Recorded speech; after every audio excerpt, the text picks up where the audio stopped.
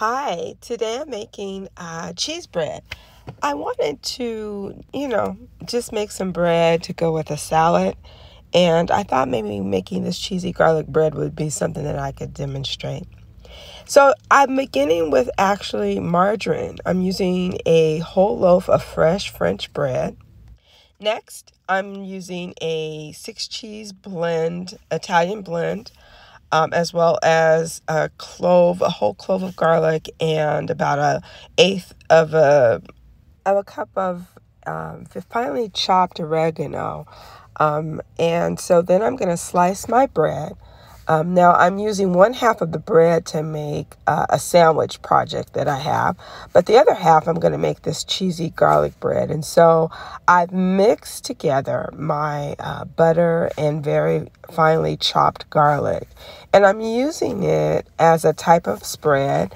And I'm also going to sprinkle a little garlic on the top as well. Next, I'm using Italian seasoning on top of the buttered surface, and I just spread that throughout, as you can see here.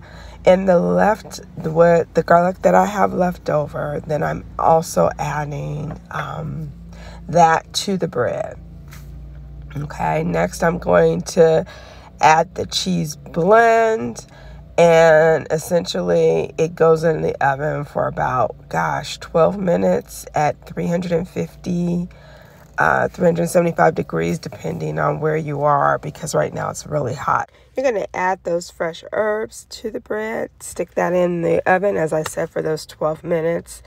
And when it comes out, it's going to be crispy on the edges.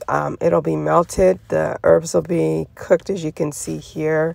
I slice it up and serve it with either pasta or salad, and it's a great complement for your summer recipes. It's quick and very easy to make, and you don't have to have that oven on for very long.